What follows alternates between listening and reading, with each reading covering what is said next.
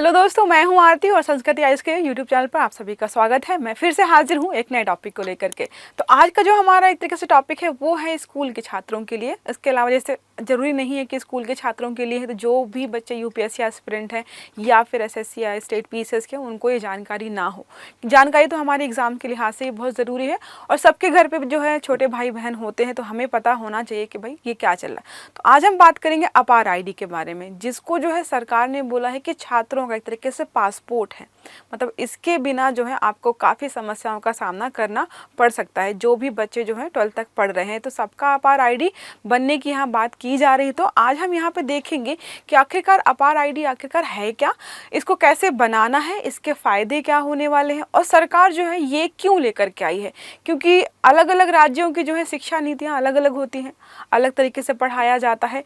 और ये जो अपार आईडी बनाने का तरीका है सारा ऑनलाइन है, तो बहुत सारी समस्याएं यहाँ पे देखने को ये भी मिलेंगी कि भाई ग्रामीण क्षेत्रों में जो है नेटवर्क या एक तरीके से इंटरनेट सुविधा नहीं है, तो वो इसको कैसे लागू करने वाले, वो कैसे बनाएंगे। अभी तो ये बोला जा रहा है कि स्वैच्छिक है, मतलब शुरू से लेकर के जो 12 तक के बच्चे हैं, 0 से या 1 से काउंट कर सकते हैं, 12 तक के जो भी छात्र हैं उनके लिए बोला गया है स्वैच्छिक है। और जो है आप पेरेंट्स से बात करके, पेरेंट्स के जो है अप्रूवल से फॉर्म भरना होगा स्कूल में जा कर के, वैसे बन सकती है आपकी अपार आईडी। इसके अलावा अगर जो आप स्वयं भी बनाना चाहते हो तो डिजी लॉकर के माध्यम से यहाँ पर स्वयं भी अपार आईडी जो है बना सकते हैं। तो मैं आपको दोनों तरीके बता दूंगी कि कैसे आप जो है अपार आईडी बना सकते हो। उसके अलावा हम यहाँ पे देखेंगे, अभी चर्चा का विषय ये है कि बहुत सारे जो है सरकारी एजेंसियां, बहुत सारे जो है शोधकर्ताओं का ये मानना है कि अपार आईडी बनाने से जो है बहुत ज़्यादा बड़े लेवल पर खतरा जो है साइबर अपराधों वाला बढ़ जाएगा, साइबर सिक्योरिटी का मामला यहाँ पे आ जाएगा। क्योंकि छात्रों की सारी जानकारी जो है एक ही जगह पर उपस्थित होगी और जो है ऑनलाइन एक ही जगह पर चीज़ें उपस्थित होती हैं, तो थोड़ा सा सिक्योरिटी वाला मुद्दा आ जाता है। सरकार की जिम्मेदारी होती है कि जो है निजता का जो एक तरीके से मामला होता है कि सारी जानकारियाँ एक जगह रखी हैं, आप उनको सुरक्षित कर पाएंगे कि नहीं कर पाएंगे। तो बहुत सारी चीज़ें यहाँ पे एक साथ चल रही हैं, जिसकी वजह से ये जो कार्ड बनाने की योजना है बहुत टाइम से चल रही है, लेकिन क्या है पूरी नहीं हो पाई है। तो फिर से चर्चा में है। तो देखो क्या है अपार आईडी और क्या लागू होने से पहले चुनौतियां। तो पहले हम देखेंगे आखिरकार अपार आईडी क्या है और लागू होने में इसको चुनौतियां वहाँ पे क्या आ रही हैं।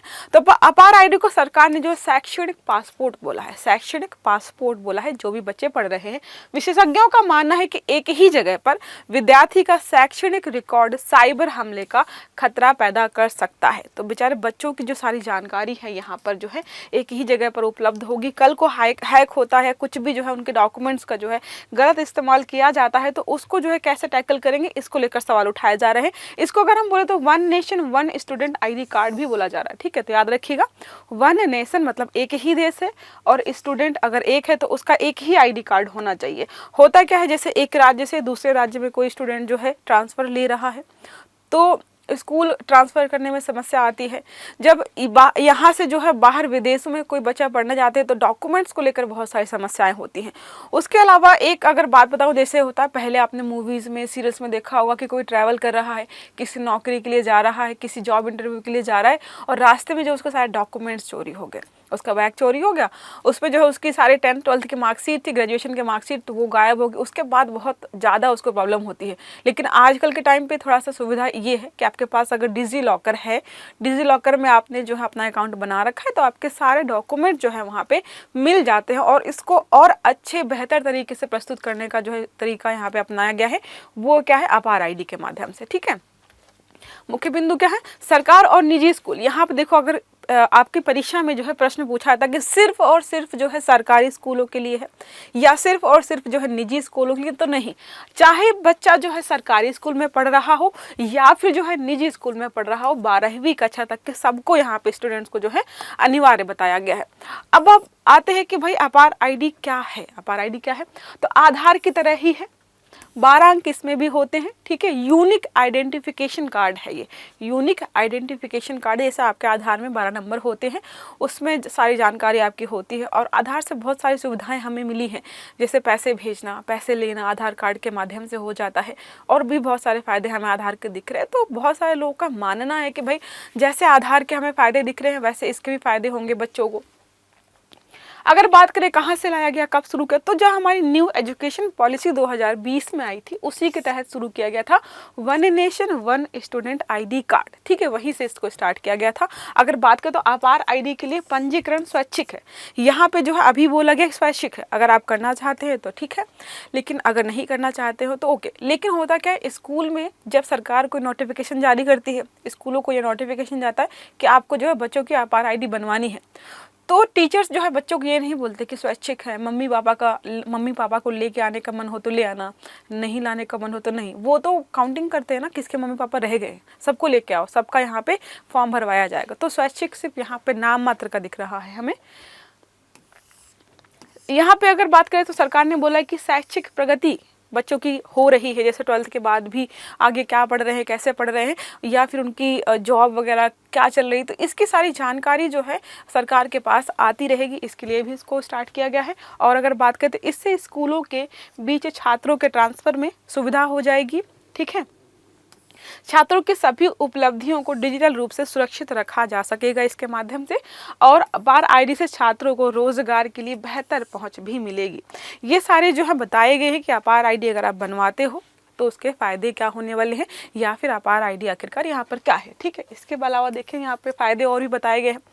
देखो, सरकार जो है फ़ायदे दिखाकर ही अपनी योजनाओं को जो है सफल करने का प्रयास करती है, तो यहाँ पर जो है इसके फ़ायदे ज़्यादा बताए गए हैं, नुकसान अभी कोई नहीं बताया किसी ने कि इसके नुकसान क्या होंगे। जो शोधकर्ता हैं उन्होंने देखा कि भाई साइबर अपराध या साइबर फ्रॉड हो सकता है, स्टूडेंट्स के साथ, उनके डॉक्यूमेंट्स के साथ छेड़छाड़ हो जाएगी, तो बहुत बड़ा नुकसान यहाँ पर हो जाएगा, ठीक है। देखो, बच्चे इस कार्ड से प्रतियोगी परीक्षाओं में शुल्क, बस यात्रा अगर करना चाहते हैं वहाँ पर भी माफ़ हो सकता है, छात्रावास और मनोरंजन पार्क में सब्सिडी मिलेगी। तो फ़ायदा क्या होने वाला है, अगर आपसे कोई पूछे कि बच्चों को क्या फ़ायदा होगा इस कार्ड से, सरकार तो ठीक है मॉनिटर करना चाहती है कि किस बच्चे ने कितना प्रोग्रेस किया है, और राज्य सरकारें या केंद्र सरकारें चाहती है कि डॉक्यूमेंटेशन जब होता है बच्चे का एक स्कूल से दूसरे स्कूल जाने में, एक राज्य से दूसरे राज्य जाने में, या एक देश से दूसरे देश जाने में, तो वो थोड़ा आसान हो जाएगा। लेकिन और अगर बात करें कि और भी क्या बेनिफिट्स होंगे ग्राउंड लेवल पर, तो क्या होने वाले हैं, देखो, अगर आप प्रतियोगी परीक्षाओं के लिए फॉर्म भरते हो तो वहाँ पर जो है शुल्क माफ या शुल्क में कमी की जाएगी। बस यात्रा, छात्रावास, मनोरंजन पार्क वगैरह होगी, उसमें सब्सिडी मिलेगी।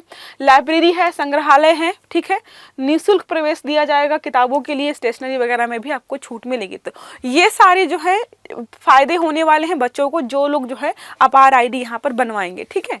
और अगर बात करें यहाँ पर कैसे बनेगी, एक मैंने बताया है आपको, एक तरीका है कि आप जो है अपने स्कूल में जाएंगे, वहाँ पर जो है अपने पेरेंट्स को लेकर के उनका अप्रूवल लेंगे और एक फॉर्म भरेंगे, उसके बाद जो है स्कूल वाले आपकी ID बनाकर दे देंगे, ठीक है। इसके अलावा अगर जैसे कुछ बच्चे होते हैं जो स्कूल से नहीं पढ़ रहे होते हैं, मतलब इन द सेंस कि भर रखा है फॉर्म लेकिन स्कूल नहीं जाना है, या फिर जो है सेल्फ स्टडी कर रहे हैं, या फिर किसी दूसरे एग्ज़ाम की तैयारी कर रहे हैं, या फिर किसी खेल में संलग्न है या खेल वगैरह में पार्टिसिपेट कर रहे हैं, तो स्कूल है रेगुलर नहीं जाते हैं, तो खुद से बनाना चाहते हैं। अगर खुद से बनाना चाहते हैं तो पहला है कि आपका जो है अगर डिजी लॉकर में अकाउंट है तो थोड़ा आसान हो जाएगा।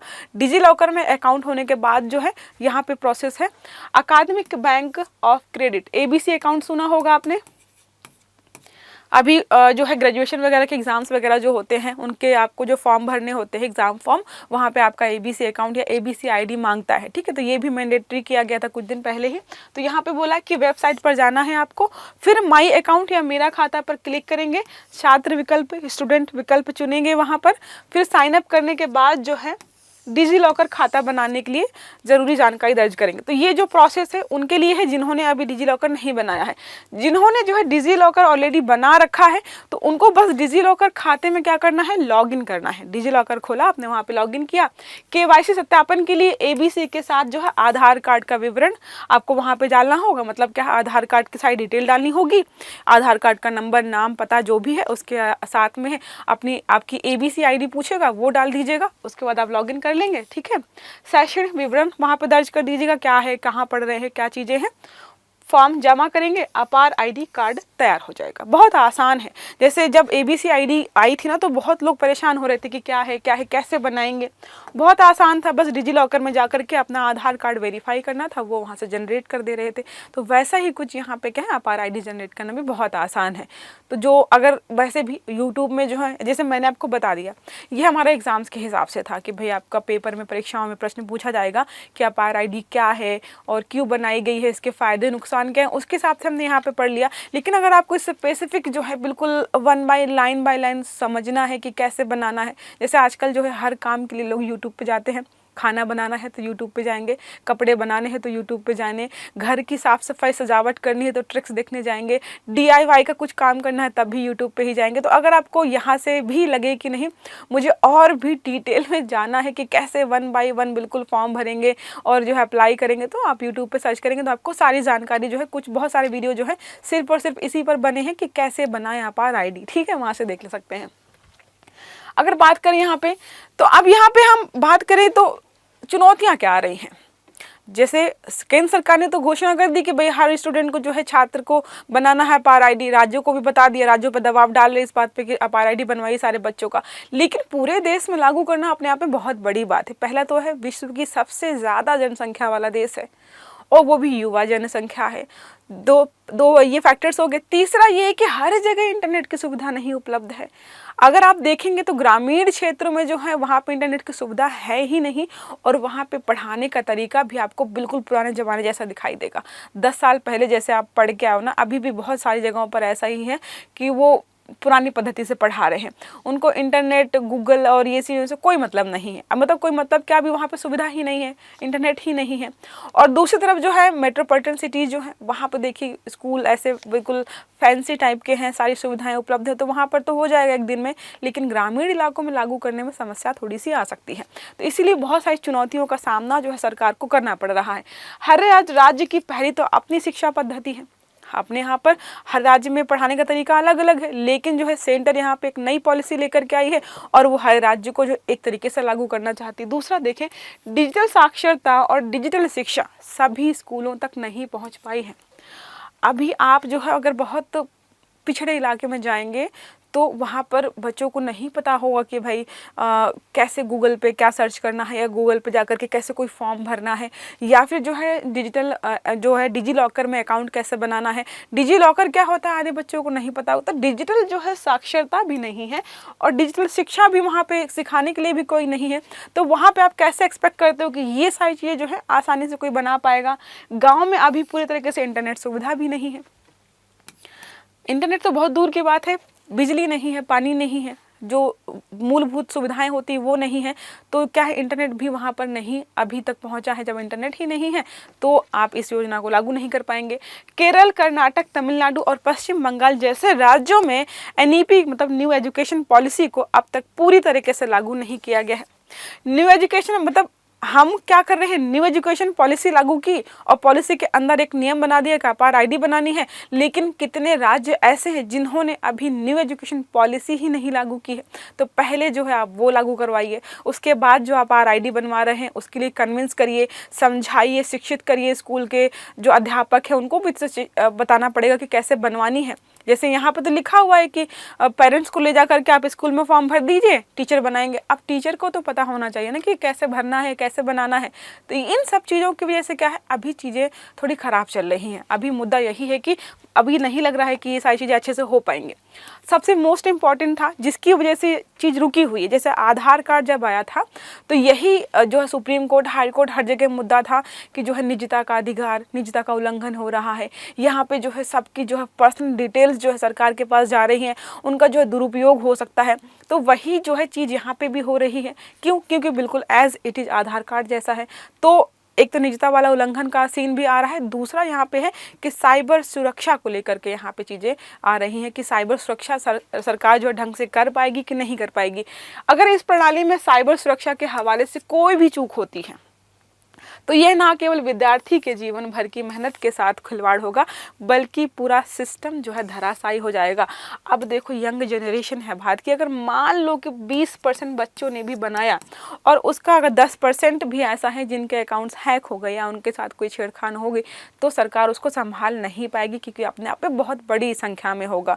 तो बहुत सारी चुनौतियां अभी हैं। फिर भी जो है बहुत सारे लोगों का ये मानना है कि इससे जो है बहुत सुविधाएं हो जाएंगी। ठीक है, सुविधाएं हो जाएंगी सरकार को भी नई नीतियां लागू करने में, और स्टूडेंट्स को भी बहुत सारे फ़ायदे हमने बताए ऑलरेडी, तो बनवा लेना चाहिए। बहुत सारे लोगों का यही मानना है, लेकिन फिर भी जो है चल रही हैं चीज़ें। इस पर अगर कोई नया अपडेट आएगा तो हम उसको अच्छे से पढ़ेंगे। अभी हमने पढ़ लिया है कि अपार ID क्या है, इसको बनाने के लिए सरकार क्यों जो है राज्य सरकारों पर दबाव डाल रही है, स्टूडेंट्स को जो है क्या लाभ होने वाले हैं, और किस क्लास से लेकर के किस क्लास तक के छात्रों को यहाँ पर इंक्लूड किया गया है। तो ये सारा रहा हमारा आज का टॉपिक। आई होप आपको समझ में आया होगा। अगर क्लास अच्छी लगी है तो लाइक करिएगा, चैनल को सब्सक्राइब भी करिएगा, और आने वाले सारे वीडियो आपको टाइम से मिले इसके लिए बेल आइकन जरूर दबाइएगा। Have a good day. Thank you.